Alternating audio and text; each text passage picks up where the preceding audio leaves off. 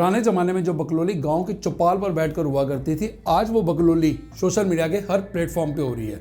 YouTube, Facebook, Instagram, Twitter, Telegram, सारे के सारे प्लेटफॉर्म हाउसफुल है। और इंटरनेट की इस दुनिया में बकलोली को बोला जाता है broadcast. If you have toilets in the northern directions, just put a blue color tape around the toilets. East में है तो green लगा दो, south में है तो red लगा दो और west में है तो white लगा दो। हो गया solution, आपकी वो problems दूर हो गई। जितना आसान था गांव की चौपाल पर बैठकर बकवास करना, उतना ही आसान है ब्रॉडकास्ट शूट करके सोशल मीडिया पे अपलोड करना। एक कैमरा, 2 माइक, 2 चेयर और एक ऐसा गेस्ट जिसने बकलोली बोलने में PhD कर रखी हो। जिम जाने वाला कभी भी बुढ़ा नहीं होता है। क्यों नहीं होता है? क्योंकि जवानी में टपक जाता है। ये जो महापुरुष इस टाइम आपको स्क्रीन पर दिखाई दे रहे हैं, ये बहुत चमत्कारी इंसान है। ये औरतों के बिंदी लगाने के तरीके से उनका नेचर, उनका कैरेक्टर जस्टिफाई करने का तरीका बता रहे हैं। महिलाएं बिंदी लगाती हैं। आप बिंदी लगाने के आधार पर यह पता कर सकते हो कि महिला का व्यक्तित्व कैसा है। जैसे कि आईब्रोज के हल्का नीचे अगर लगा रही है बिंदी, मतलब कि जो महिला है गुस्सैल प्रवृत्ति की है, छोटी छोटी बातों पर चिढ़ जाती है, उसको जलन बहुत जल्दी हो जाती है परिवार के प्रति, रिश्तेदारों के प्रति। कोई महिला ज्यादा अच्छी लग रही है, उसके प्रति पति किसी से बात कर ले, उसके प्रति जलन इसके अंदर कूट कूट कर भरी होती। मतलब कि अब औरत जो है वो बिंदी लगाने से पहले अपने माथे पे स्केल लेकर बैठ जाए कि वो कितना ऊपर, कितना नीचे, कितना राइट, कितना लेफ्ट और कितना सेंटर में लगाए कि वो ज्यादा से ज्यादा लोगों के सामने अपने नेचर और अपने कैरेक्टर को अच्छे से जस्टिफाई कर पाए। मैंने आप लोगों से कहा था ना कि ब्रॉडकास्ट शूट करने के लिए आपको एक ऐसे गेस्ट की जरूरत है जिसने बकलोली बोलने में PhD कर रखी हो। ये भाई साहब उस बात का बिल्कुल परफेक्ट एग्जाम्पल है। राजस्थान में एक जगह है, मैं बताऊँ, मतलब नाम नहीं डिस्क्लोज करूंगी। उसमें बाकायदा पूरी एक रस्म होती है इस चीज़ की कि शादी के बाद फर्स्टली आपका फादर इन लॉ आएगा, फिर आपका ब्रदर इन लॉ आएगा और फिर आपका हस्बैंड आएगा और जो पहला बच्चा होगा वो गिराना है। ये प्रॉपर रस्म है राजस्थान। समझदार लोग जो हैं वो सोसाइटी में कुछ भी बोलने से पहले 2 बार सोच समझ लेते हैं कि कहीं उनके मुंह से कोई ऐसी बात ना निकल जाए जिसके कारण से उनकी इमेज खराब हो जाए या लोग उनके ऊपर हंसना शुरू कर दें। लेकिन ब्रॉडकास्ट में बोलने से पहले आजकल ज्यादातर लोग कुछ सोचते ही नहीं है कि वो क्या बोलने वाले हैं। और इस बात का एग्जाम्पल ये भाई साहब है। इन्होंने एक ब्रॉडकास्ट के दौरान असम की लड़कियों को डायन और चुड़ैल बता दिया। एग्जाम्पल, असम में आज भी आप जाओगे तो एक जगह पर है जहां पर कहते हैं वो गांव है, वहां की लड़कियों को इतनी ज्यादा सिद्धियां हासिल हैं कि दे हैव द पावर कि आप इंसान बन के जाते हो, they can convert you into a बकरी और एनी अदर एनिमल, और रात को वो वापस आपको इंसान बना के संभोग करती हैं आपके साथ। Why? Because there are lot of tantric practices. अब इनके हिसाब से असम की लड़कियां जो हैं वो दिन में इंसान को बकरी बना देती हैं और रात में वापस से इंसान बना देती हैं। इनका जो ये ज्ञान है वीडियो के जरिए जब ये इंटरनेट के ऊपर वायरल हुआ तो असम के जो CM हैं उन्होंने इनके खिलाफ ऑर्डर जारी कर दिए। तो ये भाई साहब हाथ पैर जोड़कर माफी मांगने लगे। और बकलोली बोलने की रेस में ये साहब अकेले नहीं है, इंटरनेट पे इन जैसे अनगिनत हैं। लोगों में वेट बढ़ रहा है। किस कारण से बढ़ रहा है? ये आपने कहा गेन होता क्यों है? गेन इसीलिए होता है जब आप खाना खाने से डरने लगते हैं और खाना खाते नहीं है तो वेट बढ़ता है। मतलब कि इनके हिसाब से अगर खाना खा लिया तो वजन घट जाएगा और खाना नहीं खाया तो वजन बढ़ जाएगा। मुझे तो ये समझ में नहीं आ रहा कि ये भाई साहब माइक के सामने बैठने से पहले खुद क्या खा कर आए थे। मतलब बचपन में कोई एक्सीडेंट हो गया था क्या जिसका असर दिमाग पे आज भी चढ़ा हुआ है, या सामने माइक मिल गया तो कुछ भी बोलते जाओगे? एक्सरसाइज का वेट लॉस में और अच्छी हेल्थ में 0 रोल है। बिल्कुल जीरो रोल है। मैं ये तो नहीं कहता कि मुझे न्यूट्रिशन और डाइट प्लान की बहुत ज़बरदस्त, बहुत अच्छी नॉलेज है, लेकिन मैं आपको बताऊं कि मैंने बहुत लंबे समय तक जिम में एक्सरसाइज करी है और काफ़ी बुक्स भी पढ़ी हैं और काफ़ी रिसर्च भी करी हुई है, तो मुझे एटलीस्ट एक बेसिक नॉलेज तो है। लेकिन जो बकवास ये भाई साहब बैठकर कर रहे हैं, इनकी इस बकवास का कहीं से कहीं तक कोई सेंस नहीं बनता। दुनिया में आज दिन तक जितने भी लोगों ने वेट लॉस किया, प्रॉपर जिम में जाकर एक्सरसाइज कर और पूरी तरह से डाइट को मेंटेन करके किया। एक आम इंसान की बॉडी इसी तरह से रिएक्ट करती है। लेकिन ये जनाब मुझे आम इंसान तो बिल्कुल नहीं लगते। इनके हार्मोन्स किसी और ही लेवल पे काम कर रहे हैं और जिस लेवल पे इनके हार्मोन्स काम कर रहे हैं वो लेवल इनके दिमाग पे बिल्कुल साफ साफ दिखाई देता है। इनका तो ये भी कहना है कि अगर आपको वजन कम करना है तो आलू का पराठा खाना शुरू कर दो। आलू पराठा खाते हैं और वजन कम हो जाता है। अब सामने बैठे हुए इंसान ने इनसे ये पूछ लिया कि आलू का पराठा खाने से वजन कम कैसे हो सकता है, तो इनका ये जवाब था कि आलू का पराठा खाने से वजन कम होता है। ये कैसे होता है, काम कैसे करता है, ये हमें ना पता। आलू पराठा खाते हैं और वजन कम हो जाता है, जैसे कंसेप्ट। ओके, नाउ ये एक बड़ी चीज है। कंसेप्ट का मतलब है जो शब्दों में लिखा हुआ है। हम तो ये देखिए बिल्कुल पूरी तरीके से मानते हैं। ये होता कैसे हमें बिल्कुल भी अंदाजा नहीं है, बिल्कुल भी अंदाजा नहीं है कि ये क्यों हो रहा है। मतलब आपको पता नहीं है, लेकिन आप दुनिया को कह रहे हैं कि आलू पराठा खाओ वजन घटाओ। हमारे पास में प्रोसेस है, हमारे पास में रिजल्ट है, इसको शब्दों में कैसे बांधना है ये हमारे पास में बिल्कुल भी एग्जिस्ट नहीं है। कोई सेंस है इस बात की? वीडियो वायरल कराने के चक्कर में जो जिसके मन में आ रहा है वो बोल के निकल रहा है। और मैं आपको बता दूं कि जो ब्रॉडकास्ट में गेस्ट आ रहे हैं उनमें आपस में कंपटीशन चल रहा है कि कौन ज़्यादा से ज़्यादा अजीब बात बोल सकता है और अजीब बात बोलकर ज़्यादा से ज़्यादा व्यूज़ लाकर ज़्यादा से ज़्यादा वायरल हो सकता है। और बोलते इतने कॉन्फिडेंस हैं जैसे बहुत सच्चाइयों की बातें कर रहे हो, बहुत सिंसियरिटी की बातें कर रहे हो। अभी ये जो फ्लाइट में मरे, अहमदाबाद की फ़्लाइट में इतने लोग क्रैश होकर मर गए, मैं उनकी हीलिंग कर रहा था, मेडिटेशन में प्रे कर रहा था इनके लिए। मैंने पास्ट लाइफ देखी इनकी कि ये सारे लोगों ने बहुत साल पहले, मतलब इन्होंने एक जंगल जलाया था सभी लोग ने मिलके, और उस जंगल पे पेड़ पौधे, इंसान, आदिवासी लोग, इवन जानवर, सब लोग जल के मरे थे।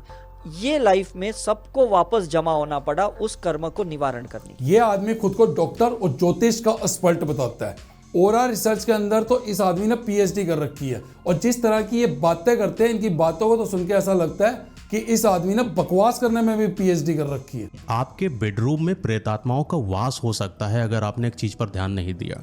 जब भी आप घर से बाहर जाएं तो कभी ऐसा मत करें कि आपका जो बेड है उसको बढ़िया सजा के जा रहे हो, नहीं, उथल पुथल करके जाना है।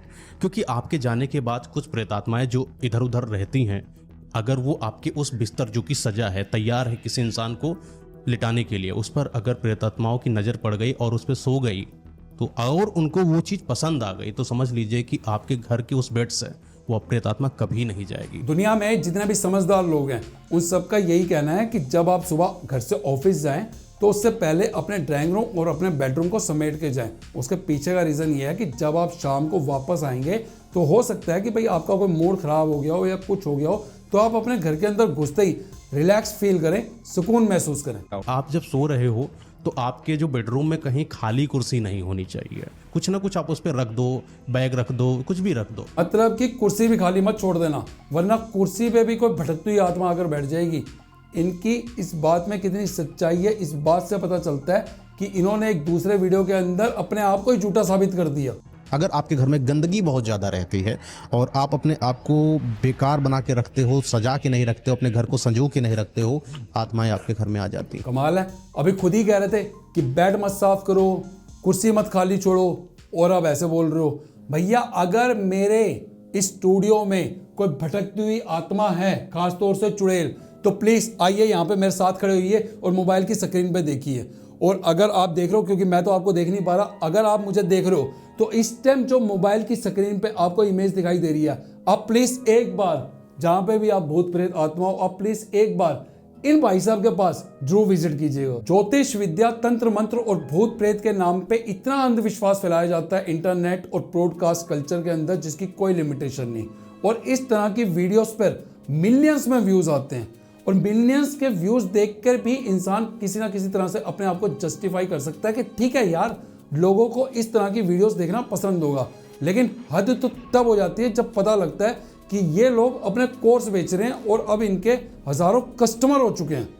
लोग रोज़मर्रा की ज़िंदगी की जो प्रॉब्लम्स है छोटी छोटी, उनका सोल्यूशन लेने के लिए इनके पास आते हैं, और ये लोग एक एक घंटे, दो दो घंटे के 5-5, 10-10 हज़ार रुपया चार्ज करते हैं। और जब इस तरह की चीज़ें सामने आती हैं तो पता लगता है कि सच में लोगों को बेवकूफ़ बनाया जा रहा है। अगर मान लो आपको कुत्ता काट जाए, क्या करोगे?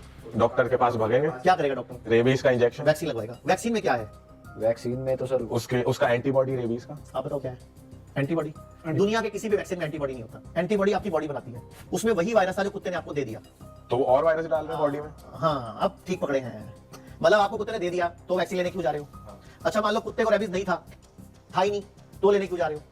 अब आप पूछो करना क्या चाहिए? अगर कुत्ते ने काटा उसको रेबीज है तो बंदा क्या करे? क्योंकि उसका कुत्ते को 100% रेबीज है नहीं है इस पचड़े में नहीं पड़ना चाहिए। कुत्ते को है तो ठीक, कुत्ते को नहीं है तो ठीक। करना क्या चाहिए? बेसिकली डर का व्यापार है ये। हमें 3 दिन के लिए खा ना करना चाहिए। खाना फिर से बंद। 3 दिन के लिए, 4 दिन के लिए खा ना। क्या करना चाहिए? फ्रूट्स खाने चाहिए, सैलड खानी चाहिए, नारियल पानी पीना चाहिए, जूस पीना चाहिए, हल्दी पानी पीना चाहिए, कड़ी पत्ते खाने चाहिए और गिलोय का काढ़ा पीना चाहिए। ठीक है। मतलब कि यहाँ पे पूरी मेडिकल साइंस की बत्ती बना दी गई है, और सामने बैठे हुए 3 इंसानों में से कोई एक इंसान भी इनसे काउंटर क्वेश्चन नहीं कर पा रहा। और इस तरह के वीडियोस जब मेरी आंखों के सामने आते हैं तो मेरे दिलो दिमाग में से सिर्फ एक ही बात निकलती है, बंद करो भाई, बंद करो। खुले में हगना बंद करो। ब्रॉडकास्ट के नाम पे सोशल मीडिया पे सर्कस चल रहा है, जहाँ एक से बढ़कर एक जोकर आते हैं। घंटा कितने मिनट का होता था? 60। अभी पता कितने मिनट का है? 40। आपको लगता नहीं साल बड़ी जल्दी खत्म हो रहे हैं? 2025 शुरू हुआ जी, खत्म होने को आ गया। कभी सोचा था कभी आपने पहले कितनी स्पीड से ये ईयर को गुजरा है? अब इन आंटी जी के हिसाब से पहले जो 1 घंटा हुआ करता था वो 60 मिनट का हुआ करता था, और अब जो 1 घंटा है वो 40 मिनट का हो गया। मेरे घर के अंदर एक घड़ी पड़ी है और वो घड़ी लगभग 48 साल पुरानी है, मतलब कि पड़ी नहीं, दीवार पे लगी हुई है। और मेरी खुद की जो एज है वो 45-46 ईयर्स है, मतलब कि मेरे पैदा होने से भी 2-3 साल पहले की वो घड़ी है। और उस घड़ी में हर घंटे पे जैसे कि 1 बजा, 2 बजा, 3 बजा तो एक बेल बजती है। पुराने ज़माने में इसी तरह की घड़ी आया करती थी, और उसमें आज भी जो घंटे की बेल बजती है ना, वो तभी बजती है जब 60 मिनट के बाद घंटा होता है। और ऐसा कुछ नहीं है कि उसे मैंने तेज कर दिया या मेरे घर वालों ने तेज कर दिया, वो 60 मिनट के बाद ही बजती है। सूरज सुबह निकलता है 5-6 बजे, तो उसमें 5-6 बज रहे होते हैं। सर्दियों में अगर वो 5-6 बजे डूब जाता है तो हमारी घड़ी में 5-6 बज रहे होते हैं। गर्मियों में अगर 7-8 बजे डूबता है तो हमारी घड़ी में 7-8 ही बज रहे होते हैं। तो ऐसा कुछ नहीं है कि दिन जो है वो छोटे हो गए हैं। और रही बात कि दिन बहुत जल्दी बीत जाता है, तो भैया उसके पीछे की एक साइंस है। उसके पीछे की साइंस ये है कि आजकल हर आदमी के हाथ में मोबाइल है। वो 10 मिनट के लिए बैठता है ये सोच के कि मैं इंस्टाग्राम पे कुछ रील्स देखूंगा, और 2 घंटे हो जाते हैं उसे रील इंस्टॉल करते हुए और उसे पता ही नहीं लगता। पहले के ज़माने में ना लोगों के पास एंटरटेनमेंट के नाम पर कुछ हुआ नहीं करता था। एक तो साले अर्ली मॉर्निंग उठ जाते थे, सुबह 5 बजे 4 बजे, और रात के 9-10 बजे वो सोते थे। सारा दिन करने को कुछ होता नहीं था, एंटरटेनमेंट के नाम पे उनके हाथ में कोई चीज़ नहीं होती थी। पेड़ के पास, पेड़ के नीचे बैठ जाते थे, सोचते रहते थे, उन्हें लगता था दिन बहुत लंबा है। सुबह उठ जाना, अर्ली मॉर्निंग मत उठ जाना 5-6 बजे 4 बजे, उसकी जरूरत नहीं है। अब सुबह 9-10 बजे उठना, ठीक है, आराम से सुबह 9-10 बजे उठना। अपने मोबाइल को स्विच ऑफ करके साइड पे रख देना, टीवी मत ऑन करना, कोई बुक मत उठाना, आपके पास कोई एंटरटेनमेंट का साधन नहीं होना चाहिए। आप अपनी छत पे चले जाओ या बाहर पार्क में किसी पेड़ के नीचे जाके बैठ जाओ, और शाम के 6-7 बजे तक बैठे रहो। भाई साहब आप खुद फील करोगे कि दिन बहुत लंबा था। हो सकता है कईयों को तो इतना फील हो जाए कि पता नहीं कितना ही टाइम से 2-3 दिन से मैं इस पेड़ के नीचे बैठा हूँ, आपको ऐसा भी फील होने लग जाएगा। तो ऐसा कुछ नहीं है कि दिन लंबा हो गया या दिन छोटे हो गए, इनके दिमाग छोटे हो गए हैं, समझ गए, ये सटक गए अपने दिमाग से। इनको कोई यूट्यूबर बुला ले, ब्रॉडकास्ट में इनवाइट कर ले, इनके पैर जमीन पे नहीं लगते। इस जमीन से आसमां तक मैं ही मैं हूँ, आय हाय, मैं ही मैं हूँ, आय हाय, दूसरा कोई नहीं। इनके हालात हो जाते हैं ये। बोल बोल के मेरा गला सूख गया, तो मैं थोड़ा सा पानी पी लूँ। और मैं आपको बता दूं कि कुछ नहीं हुआ, कोई दिन बड़े छोटे नहीं हुए, दिन उतने के उतने ही है, सब कुछ ठीक ठाक है, बस इन लोगों का दिमाग खराब हो गया। My daughter turned 16.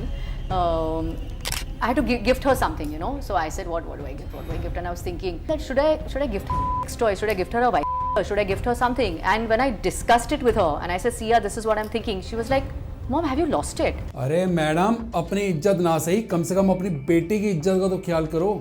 ऐसे पेरेंट्स ही टॉक्सिक पेरेंट्स की कैटेगरी में आते हैं कि आप कुछ भी बोलती जा रही हैं और आपको इस बात से भी फर्क नहीं पड़ रहा कि आपके बोलने की वजह से चाहे आपकी बेटी डिप्रेशन में चली जाए, लेकिन बस आपके नाम का तो डंका बजना चाहिए सोशल मीडिया पे। मेरी तो आप लोगों से रिक्वेस्ट है कि अगर आप कोई ब्रॉडकास्ट देखते हैं तो उसमें बोलने वाले इंसान को बहुत ज़्यादा एक्सपर्ट मत समझिएगा। भैंस का दूध बेकार है, घटिया है, किडनी फेल करता है, लीवर खराब करता है। ये तो यूट्यूबर्स की नैतिक जिम्मेदारी होनी चाहिए कि अगर उन्होंने किसी गेस्ट को अपने यहाँ स्टूडियो में बुला ली है, अब उसे तुम काउंटर क्वेश्चन नहीं करना चाहते, लेकिन एटलीस्ट अगर उसने कोई ऐसी बकवास करी है जिससे लोगों को हार्म हो सकता है, एडिटिंग के टाइम तुम उस चीज़ की कटिंग कर दो, उसे अपलोड कर दो। लेकिन नहीं, सारा खेल चल रहा है व्यूज़ का।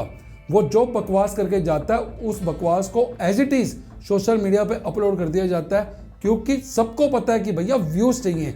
व्यूज़ क्यों चाहिए? क्योंकि पैसा व्यूज़ से ही आता है। तो मैं तो सिंपल बात बोलूँगा कि इस तरह की बकवासबाजी अगर आपको अच्छी लगती है तो आप भले ही सुने, लेकिन अमल बिल्कुल ना करें। और अगर अमल करें तो अपनी आंखें खोल के अपनी बुद्धि का इस्तेमाल करके अमल करें। और अगर आपको ये वीडियो पसंद आया है तो इस टाइम जो स्क्रीन पर आपको दूसरा वीडियो दिखाई दे रहा है, आप इसे भी क्लिक करके जल्दी से देख डालिए। और आई एम श्योर कि आपको ये वीडियो भी 100% पसंद आएगा।